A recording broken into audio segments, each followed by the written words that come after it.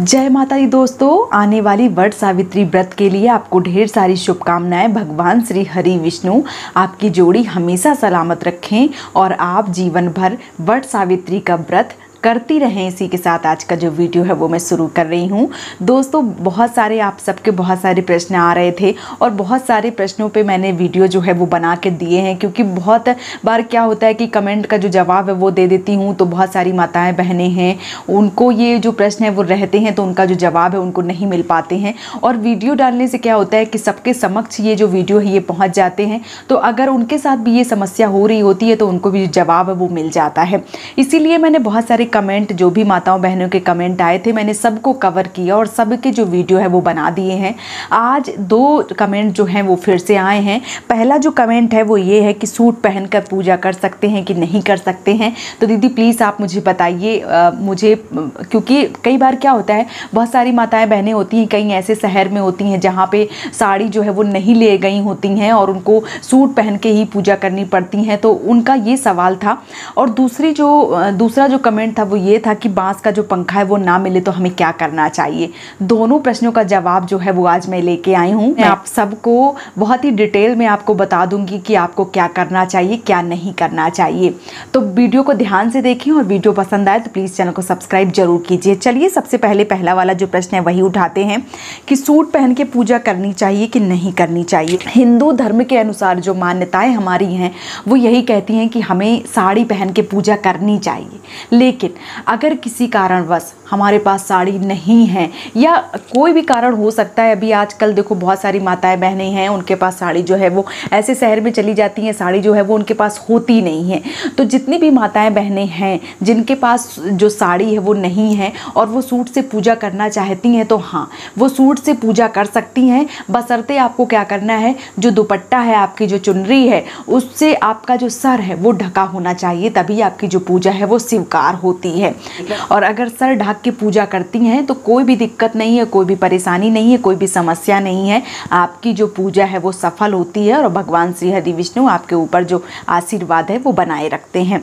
दूसरा जो प्रश्न है वो ये है कि बांस का पंखा ना मिले तो हमें क्या करना चाहिए। तो क्या होता है कि जो पंखा है वो बहुत कम जगह पे रखा जाता है। कुछ माताएं बहनें जो है वो पूजा में पंखा रखती हैं और कुछ माताएं बहनें जो है वो पूजा में पंखा नहीं रखती हैं। पंखा क्यों रखा जाता है, चलिए ये भी मैं बता देती हूँ, क्योंकि मुझे क्या लगता है कि कोई भी अगर हम बात कर रहे हैं तो पूरे तर्क से बात करें, पूरा सवाल का जो जवाब है वो मैं देने की कोशिश करती हूँ, मतलब बचती नहीं हूँ मैं सवालों से। मुझे ऐसा लगता है कि डिटेल में बात जो है वो करनी चाहिए। तो बांस का पंखा क्यों रखा जाता है, चलिए मैं पहले उसी में बात कर लेती हूँ।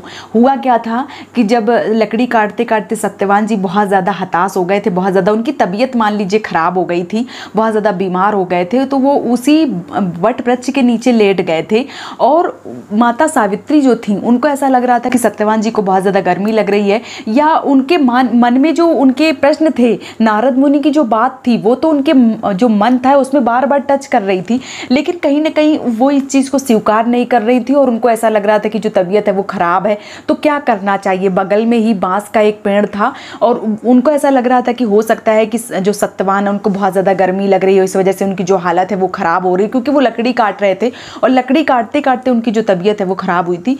तो माता सावित्री ने क्या किया कि बांस की एक जो डाली है वो तोड़ के लाई, उन्होंने जल्दी से उसको पिरो के और एक पंखा का जो आकृति है वो दे दिया और उसी से जो हवा है वो करने लगी थी।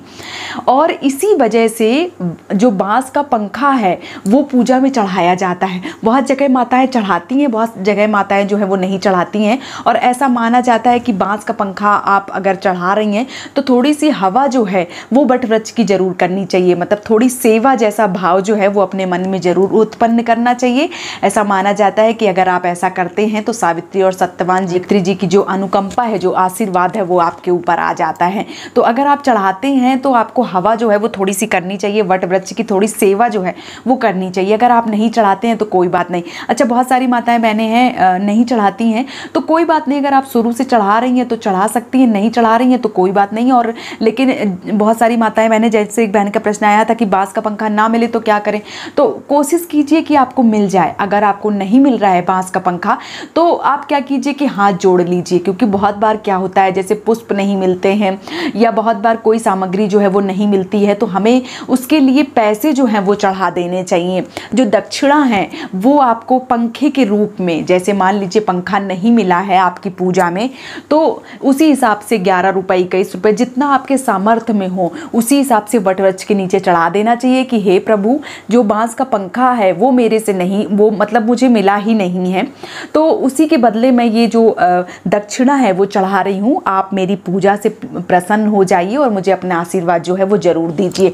और क्या करना चाहिए कि पैर जो है वो साड़ी का जो कोना होता है उससे पैर बहुत ही अच्छे से पूरे भक्ति भाव से पैर जो है वो छू लेने चाहिए। ऐसा करने से आपकी सारी मुरादें पूरी हो जाती हैं। तो ये रहा दोनों माताओं बहनों का प्रश्न। जो पहला प्रश्न था वो भी मैंने बता दिया कि सूट पहन के पूजा कर सकते हैं, तो हाँ बेशक आप सूट पहन के पूजा कर सकती हैं, बस आपका जो सर है वो ढका होना चाहिए, तभी आप पूजा को कर सकती हैं और तभी जो आपकी पूजा है वो मान्य होगी। तो आप सर ढक के पूजा करिए, आप सूट में पूजा कर सकती हैं, कोई भी दिक्कत नहीं होगी। दूसरा, बांस का पंखा ना मिले तो आपको दक्षिणा जो है वो चढ़ा देनी चाहिए। तो ये रहे आपके दोनों प्रश्नों का जवाब। उम्मीद करती हूँ कि वीडियो पसंद आया होगा, आपको आपके प्रश्नों के जो उत्तर हैं वो मिल गए होंगे। अगर आपके मन में फिर भी कोई प्रश्न आता है तो आप मुझे कमेंट कीजिए, मैं उस पर भी एक वीडियो जो है वो बना के डाल दूंगी। आज का वीडियो यहीं पे समाप्त कर रही हूँ। भगवान श्री हरि विष्णु आपकी जोड़ी हमेशा सलामत रखें। जय माता दी दोस्तों।